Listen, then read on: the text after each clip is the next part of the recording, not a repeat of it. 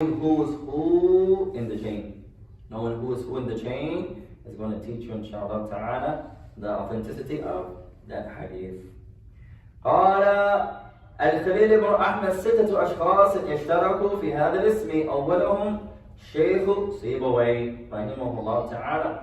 This name, Khalil ibn Ahmad, there are 6 people who share this name. The first of them that had this name, Al-Khalil ibn Ahmad, was one of Sibawayh's teachers. Rahimahullah ta'ala. وسيبويه هو إمام في النحو، إمام في الصرف، إمام في اللغة. And Sibawayh, rahimahullah, one of the great imams of grammar, the great imams of syntax, and the great imams of the Arabic language. From Andalus, or from Spain, I believe so. Yeah. مثال آخر, another example. اكتبوا الاسم الثالث. Write this third name down here, إخوان. What's the second one? Second name, Khalil ibn Ahmad. Al-Khalil ibn Ahmad. The first name we wrote was Muhammad ibn Idris. No, we wrote twice. Khalil. Khalil, just write it again. 3 to 5, 6 times? 2 is fine. May Allah bless you. No, I only wrote it once. Write it again. He's trying to give examples. You're going to write the same name twice. You're going to spell it the same. You're going to pronounce it the same. But they're 2 different people. So the al-mutafiq wal-muftariq is just the same names that you write the same and you pronounce the same, but they're 2 different people. Narrations from people who have the same names, spelling and pronunciation, but they are mada, they are different individuals. Oh, muftariq is the same word like. The muftariq is going to here means mukhtalif. Shakhs al-mukhtalif. So the muttafiq is agreed upon how you write it. It's also agreed how you say it. But it's muftariq. It's different in who is referred to. You say Shaykh Abu Wahab, Shaykh Abu Wahab. Shaykh Abu Wahab ibn Maryam. Shaykh Abu Wahab ibn Maryam. Same name. But that's a different person. That's a different person. So this is science of hadith. طيب قال مثال آخر. Another example. Write this name down. You're going to write it 2 times. So who has the name Khalil ibn Ahmad? One of them was Imam al-Sibawayh's Sheikh. Imam Sibawayh, one of his Sheikh. طيب الثالث, the third name, Ahmad ibn Ja'far ibn Hamdan. This one goes back to the grandfather. Ahmad ibn Ja'far ibn Hamdan. Ahmad ibn Ja'far ibn Hamdan. Ahmad ibn Ja'far ibn Hamdan.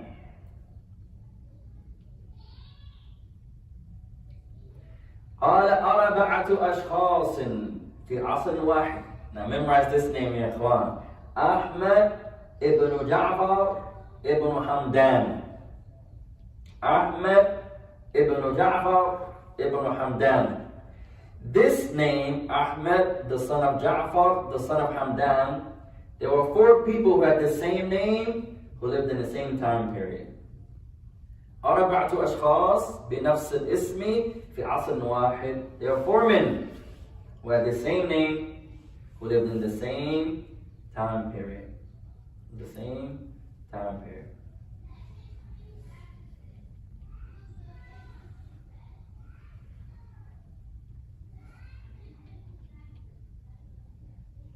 Ahmed ibn Ja'far ibn Hamdan.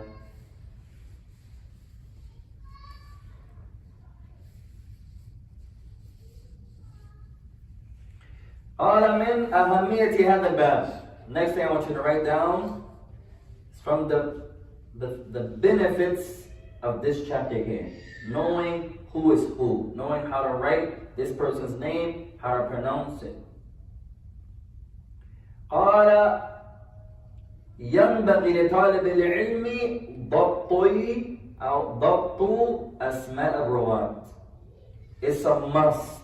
It's a must for the student of knowledge to learn the names of the people, to know how to pronounce them and to know how to write them.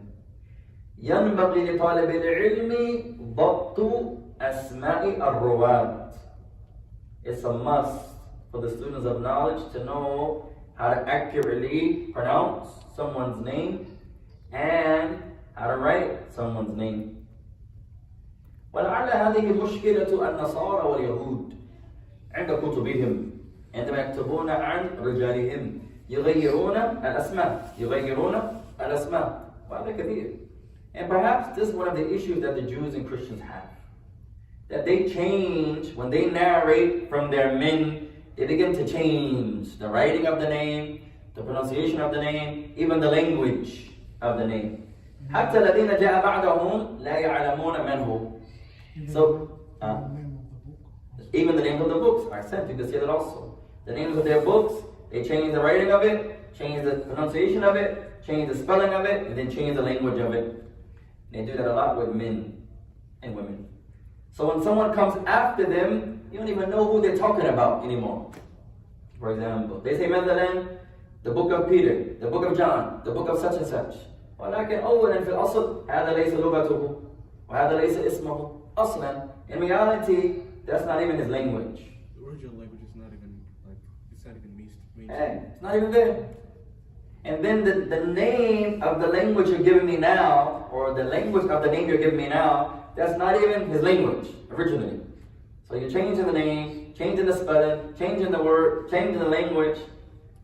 And then when the Muslim comes, بأسانيدهم والحمد لله رب العالمين موصلة إلى المتكلم أنتم لا تقبلونه. كيف يا أخوان؟ عنده السند ما عندكم السند. Then the Muslim comes, الحمد لله للإسلام. May all the praise belong to Allah for guiding us to the way of life called Al-Islam. طيب قال ويراجع لها المصادر لأن الأسماء الرجال تختلف عن المتون. So the person has to go back to the sources. MashaAllah. Because the names of the person could differ. So you always have to go back and verify who is the person. كان الشخص يريد أن يتكلم عن البخاري وأعطيتموكم هذه القصة قبله وهو من الشيخ العثيمي حفظه الله تعالى في المدينة. And I mentioned this story to you before, and this is from the Sheikh Al-Usaymi in Medina. الشيخ كان يتكلم أو أراد أن يتكلم عن البخاري. شيخ آخر ليس العثيمي حفظه الله تعالى هو إمام. There was a scholar who wanted to criticize Bukhari. Not the Sheikh Usaymi, no, he's the Imam Ahl Sunnah. Another scholar wanted to criticize Bukhari. فقال أنتم تتكلمون عن البخاري وترفعون شأنه؟ لا، هو لا يساوي شيء. حقيقة اسمه ليس محمد بن إسماعيل البخاري. اسمه جمع Imam al-Bukhari. So he said, you people, y'all elevate this Bukhari to a level that he's not at. In reality, that's not even his name, Muhammad ibn Ismail. He says his name is Jumur Muhammad ibn Ismail Bukhari. Because on the book it says Jama'a al-Imam al-Bukhari. So he didn't even know that Jama'a is not his name. He was attributing Bukhari's name to be Jama'a.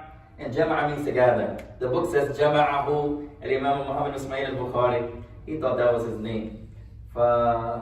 هذا يدل على أهمية ضبط الرواة وضبط الأسماء وضبط العلماء. This shows the importance of being precise and accurate when writing someone's name, when pronouncing someone's name, to make sure you are properly conveying upon the one who said it. And like this happens a lot in Quran.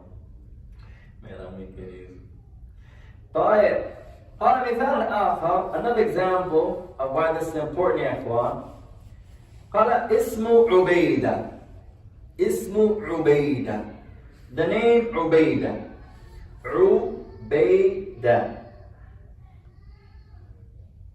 والعين مضموم. The عين هذا ضمة. عبيدة. الباء مفتوح. The باء هذا فتحة.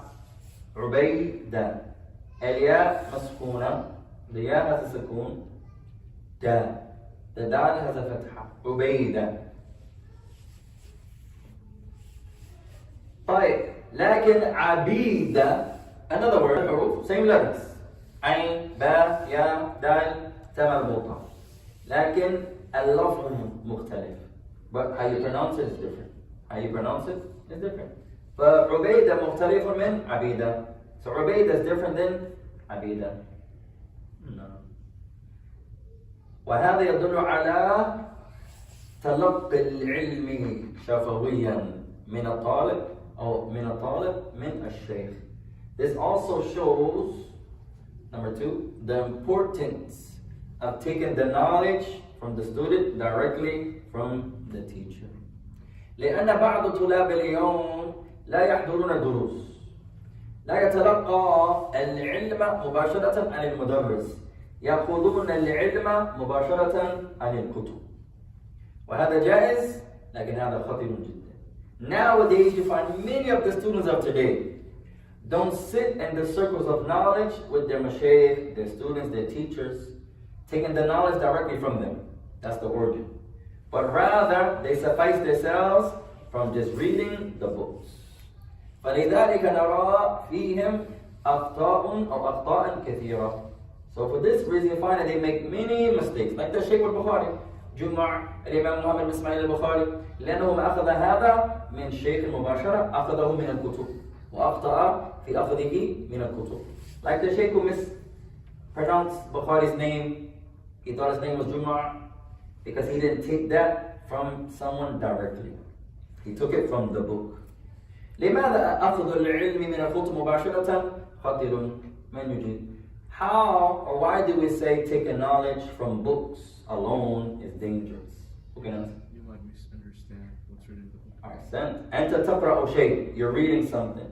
وتظن أنك تفهمه فهما صحيحا, and you think, I got it, it's clear. I see what the Shaykh, that's clear, ya ikhwan. But in reality, what the Shaykh wrote is clear, but what he, think of Shaykh and shakhs ma. The Shaykh was asked about a person. فقال الشيخ هو من أهل السنة حتى الساعة. Listen to the word. The Shaykh was asked about a person. The Shaykh says هو من أهل السنة حتى الساعة. حتى الساعة. طيب كلمة الساعة لها عدة معاني. The word ساعة has many meanings. So let's say what the Shaykh said again. هو من أهل السنة حتى ساعة.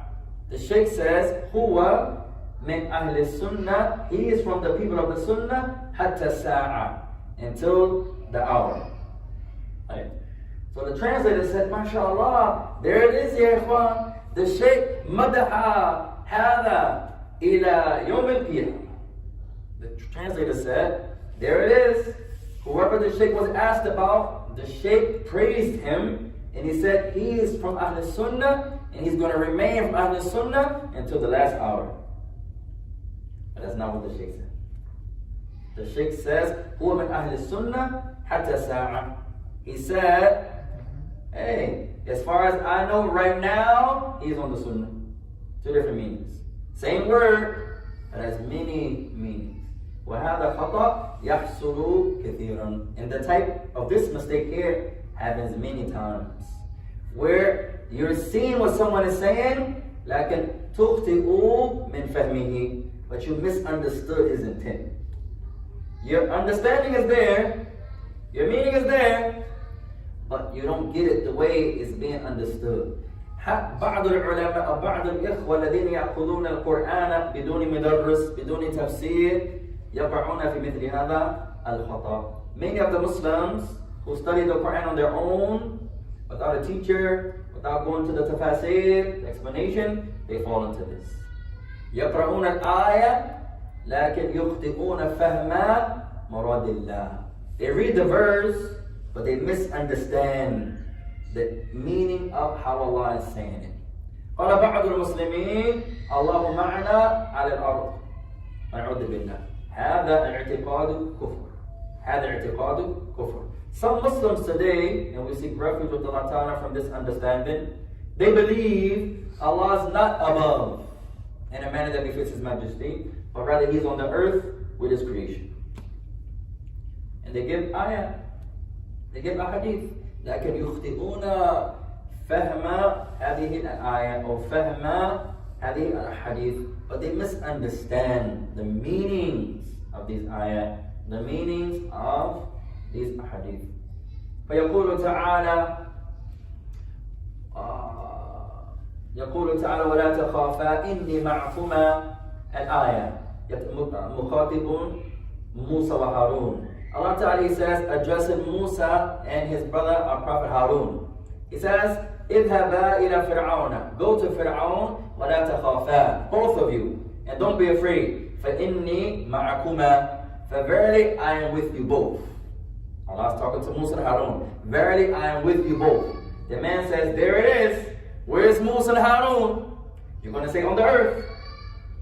Allah is with them. إذا هما على الأرض والله معهما فالله معهما على الأرض وهذا كفر وهذا كفر. He says, there it is, reading on his own, no explanation, no tafseer. Allah is with Musa and Harun. Where are they? On the earth. If Allah is with them and they're on the earth, Allah is also on the earth. And this is disbelief to believe that. But this is the danger of reading books without teachers. وهذا لا يدل عليك أن تقرأ كل كتاب مع الشيخ. لا. But this doesn't mean every book you read you have to study with the sheikh. It doesn't mean that. إذا تجاوزت عن الأصل مثلا وعندك معرفة من القرآن والحديث والعربية والفقه وما أشبه ذلك، نعم يمكنك أن تقرأ وحدك، ما شاء الله ليس مشكلة. If you have the knowledge of the foundation of Islam, you have some knowledge with you, you learn the principles of Quran, you understand hadith, you are qualified, you understand what you are reading. لكن في الأصل العلم يؤخذ ليس من الكتب. الأصل أن العلم يؤخذ من أهله وأهل العلم هم العلماء. The origin, and I want you to understand this point here, the origin, the foundation of seeking knowledge is not from books. That's not the origin. The origin is that you sit with someone to teach you that particular affair. That's the foundation. كما فعل الصحابة للنبي، كما فعل التابعون مع الصحابة، كما فعل أتباع التابعين مع التابعون، حتى إلى العلماء العصر رحمهم الله تعالى, like the companions did with the Messenger of Allah, and the tabi'un did with the companions, and the Atba'u tabi'in did with the tabi'un, all the way up to this time period of ours from the scholars of today. May Allah have mercy upon them all. Father Shaykh. Have you heard this story? Someone was studying by himself. No. He read Hadith Soda. No. But he thought it was Hadith Soda. There are many examples here, many. You read something on yourself, especially you think you have some knowledge. وهذه مشكلة أمريكا والله أعلم هذا رأيي. And this is one. وكثير من طلاب العلم وأئمة عندهم علم ما شاء الله، لكن المشكلة لا يرجعون أبدا إلى العلماء، وهذا خطير جدا. Many of our beloved students of knowledge in America, the beloved Imams and the callers we have knowledge. Alhamdulillah. But the issue is that they never, ever refer back to the people of knowledge. And this is dangerous. وَلَوْ عِنْدَكَ عِلْمٍ إِذَا تَرْجِي إِلَى أَهْلِ الْعِلْمِ تُسْلَمْ. Even if you have knowledge, but you refer back to the people who are more knowledgeable than you, the scholars, you're going to be safe. You're going to be protected. وكثير من الطلاب ومن دعاة إلى الله تعالى عندهم علم ولذلك يظنون أنهم يسلمون، وهذا خطير جدا. عليهم بالرجوع إلى أهل العلم كما أمر الله سبحانه وتعالى بذلك. Many of the students of knowledge and the callers of Allah, the Imams of today, they have knowledge, but they don't ever refer back. Every question comes to them, they suffice themselves with their own research. Even if you are a student of knowledge, even if you have knowledge, you should always refer back to the scholars. وأنا أقول وهذا رأيي, and I say, this is my humble opinion, أكثر علم عندك أكثر رجوعا إلى العلماء. This is my own opinion. The more knowledge you have, the more you have to refer back to the scholars. The more you learn, it's not like we think nowadays. No, the more knowledge you have, the more you have to refer back. لِتَتَحَقَّقْ, to make sure, to ascertain, for example. وَلَوْ وَصَلْتَ إِلَى دَرَجَةِ الْعُلَمَاء, even if you are a sheikh, عَلَيْكَ أَن تَرْجِعْ إِلَى الْعُلَمَاء, you still should go back to the people of knowledge. Ya sheikh, what do you think about this? Ya sheikh, I found this and this and this. And the sheikh will check you to make sure, to ascertain your understanding. So don't be like those people who believe, I have knowledge, لَيْسَ عَلَيْنَا أَرْجَعْ إِلَى الْعُلَمَاء. La. So since you have knowledge, you never have to go back to the scholars? No mercy. The more you learn, let me verify. Let me check. I'll ask. Even if you have knowledge of the issue, inshallah, let me ask someone. It's going to humble you, ikhwan, and it's going to protect you. مِنَ الْكِبْرِ وَمِنْ الْوُقُوعِ فِي الْأَخْطَأِ كَثِيرٍ. First, it's going to protect you from becoming arrogant. That's number one. If you always refer back, first and foremost, to Allah, whatever you answer, and Allah knows best. If you give an hour answer, a question comes to you, and it takes you an hour to answer, and you still refer to Allah. Imagine someone comes to you with a question. Ya Shaykh, Ya Akhi, what do you think? And you just answer, and it takes you an hour. And you say, and Allah Ta'ala knows best. And Allah the Most High knows best. It's going to protect you from arrogance. It's going to rescue you from looking at yourself كَأَنَّكَ أَعْلَى وَدُونَكَ أَدْنَى, from thinking you are high and everyone else who is not you is low. And I believe that's the issue we have in the West. We have many imams, many students, but many of the students and imams don't refer back to the people of knowledge. To have someone to refer back to, and this is a blessing I pray I'm more grateful for, to have scholars that a question comes to you, an issue comes to you, and you can pick up the phone, you can make an email, you can text a sheikh. Ya sheikh, I found this hadith and this hadith. It looks like the Messenger of Allah is saying this and this. This is what I understand. What do you think, Ya sheikh? And he may say, sounds right. That's correct. No. That's incorrect. It's going to help you. It's going to protect you from falling into error a lot. You're still going to make error. أنت من طلبة العلم ستخطئ وتصيب. You're a student of knowledge. You're going to be right sometimes. You're going to be wrong sometimes.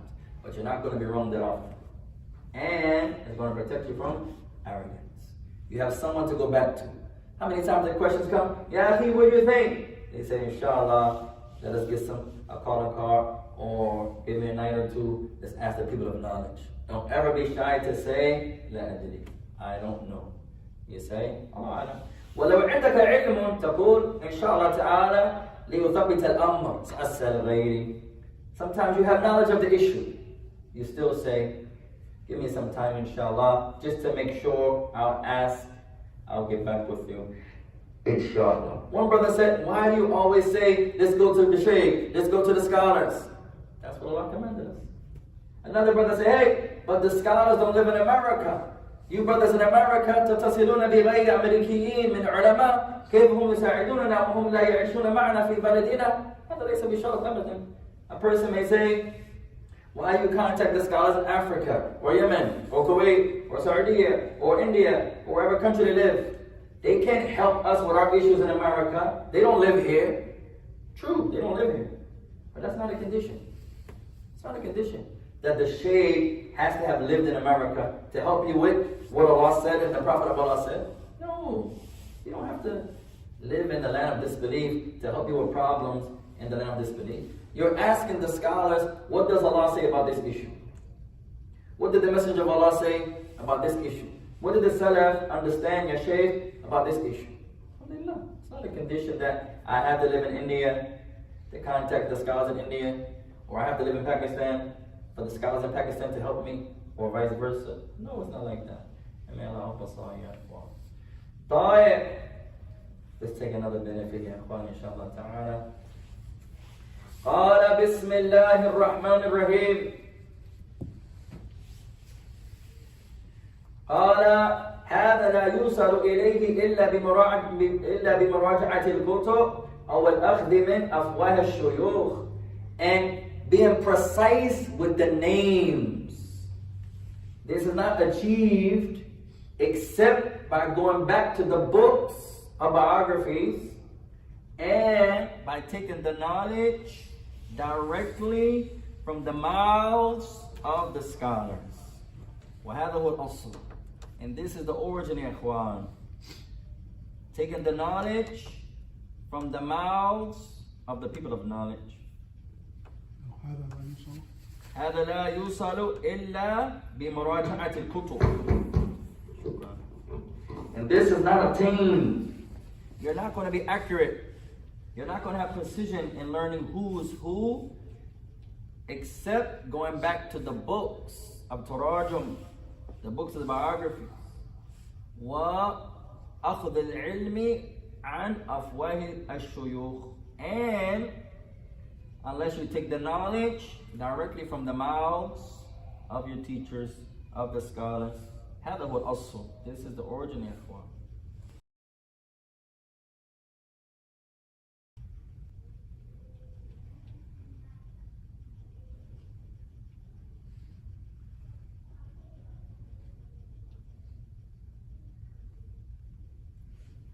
So we did Khalil ibn Ahmed.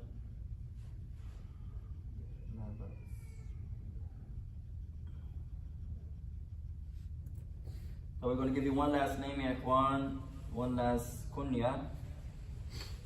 So we did Muhammad ibn Idris, we did Khalil ibn Ahmed. طيب. قال ومثال آخر. Another example, ya ikhwan. Abu Imran Al-Juni. Abu Imran Al-Juni. Write this last name down, inshallah. A kunya. Abu Imran Al-Juni.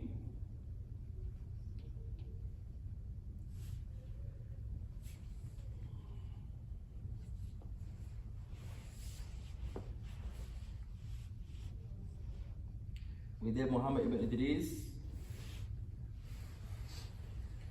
We did and we did Ahmad ibn Ja'far. Yeah, Ahmad ibn Ja'far ibn Hamdan. One other name, Abu Imran Al-Juni. كان الشخصان بهذا اللقب. There were two men that had the same kunya. Abu Imran Al-Juni. Abu Imran Al-Juni.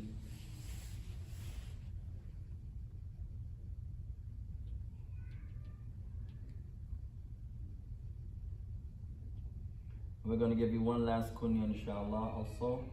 Abu Hatim. There are a few scholars with the kunya Abu Hatim.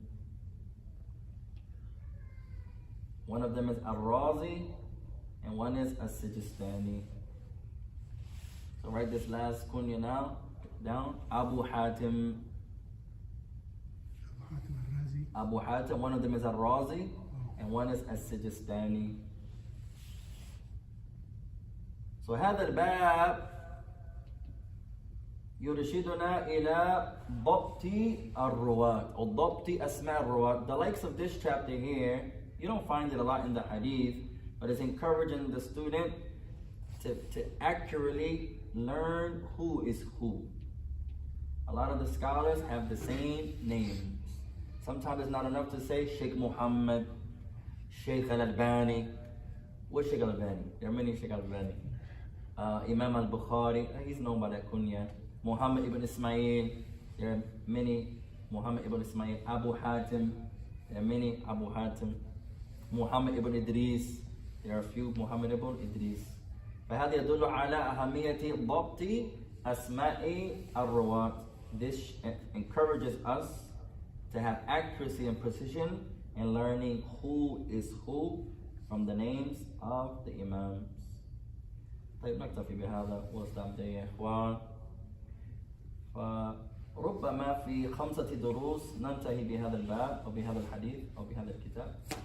Perhaps in 5 more classes we can finish this book, inshallah. It looks like we're going to finish 3 books around the same time. Al-Bayquuniyyah.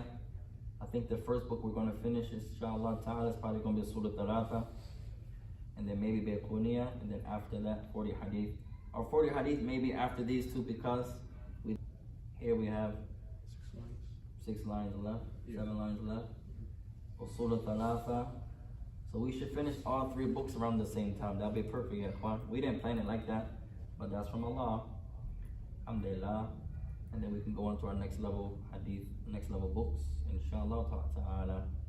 So we should finish Bayquuniyyah. I would say we only have class once a week. I would say in 5 more classes, if that 3 more classes, we should be done. Bayquuniyyah, 40 hadith, 8 more hadith. How long, ya ikhwan? Maybe 10 more hadith, 10 more classes will be done that. And Usool Al-Thalaathah. 40 is like more than 40, right? Yeah, 40 hadith is 42 technically. Some narrations 43. 40 hadith is going to take us 8 more classes. We should be done 40 hadith. It's going to seem like a lot because we do it weekly.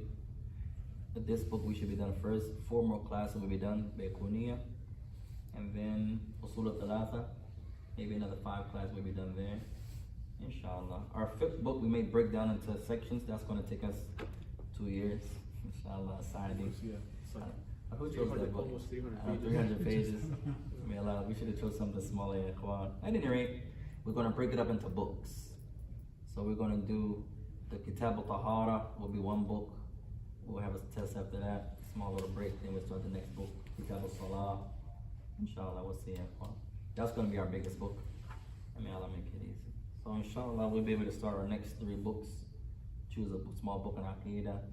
I was thinking do like a small series. The next 3 books will be smaller than Usool Al-Thalaathah. I wanted to do Qawaid al-Arba'. We'll finish that in a week, inshallah. 4 principles. And then we can do Usool Al-Sittah. It's about 20 pages, small. And then let's do another small book. The next series are going to be 3 small books of Aqidah. Usool Al-Sittah, Qawaid al-Arba', and maybe something else small there too. You could have a hadith book. You guys ever studied the book by the young sheikh that passed away in a car accident, rahimahullah, the Minhaaj?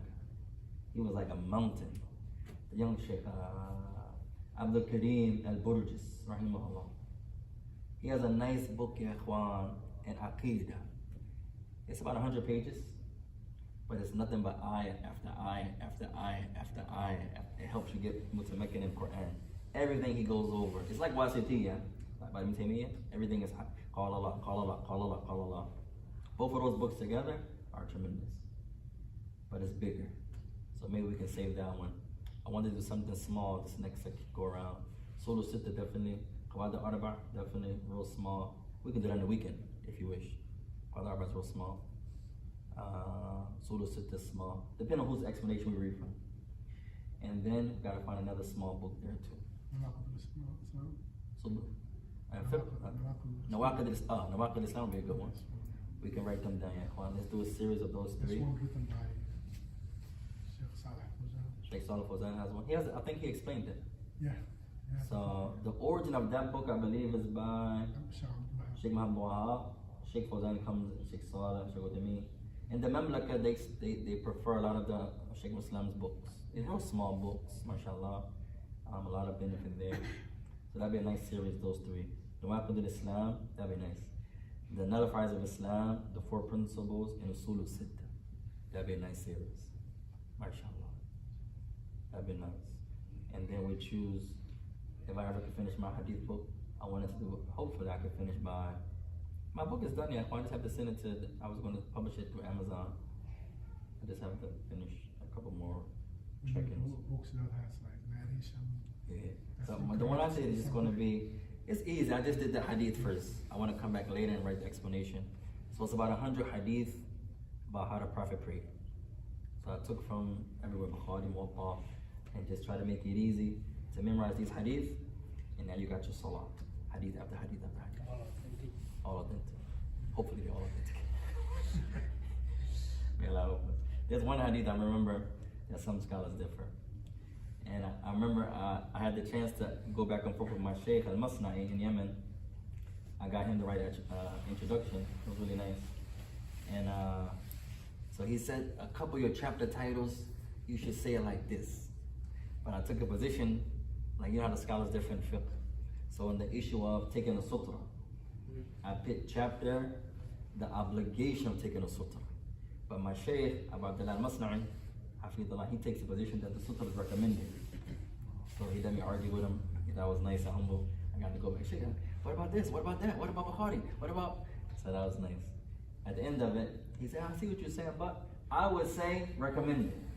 I was like, Sheikh, that's fine, but it's not your book, it's my book. So that was nice. Alhamdulillah. May Allah make it easier. So we'll stop there. Anybody, our brothers or sisters on the Telegram have anything to mention? If so, you can do so. If not, we'll stop there, inshallah ta'ala. What kind of resources would you share? We try to share different books of Hadith and books of Aqidah. Wondering, when a person reverts to Islam, how would you help them? For the new Muslim, I would, first and foremost, I would give them a Quran. I would give them books on Aqidah. Not too much fiqh issues yet, because they don't understand why some scholars differ. They haven't learned those principles yet. The first thing I would give them is a Quran, first and foremost. And the second thing I would give them is books on belief, especially the new Muslim, to learn what does it mean Muslim, what does it mean Islam, what does it mean Aqidah. So the first recommendation I would say to the new Muslim, I would give them a Quran, and I would give them books on Aqidah. The Quran is the best Aqidah book out, but I would also give them smaller books. Usool Al-Sittah, Usool Al-Sunnah, Kitab Al-Tawheed will be one of the best in my humble opinion.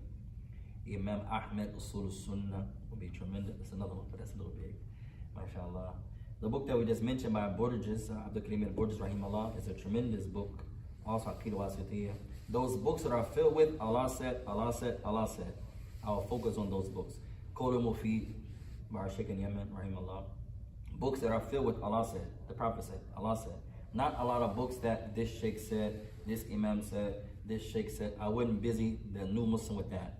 I would get the new Muslim focus on when your Lord is talking. I would encourage them to read more of the Quran.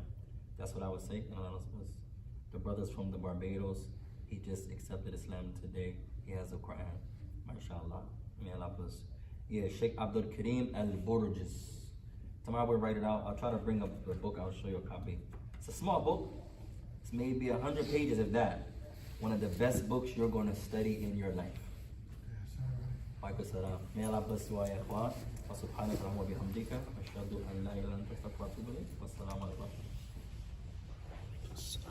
Wa alaikum assalam. Sometimes we don't like mentioning books because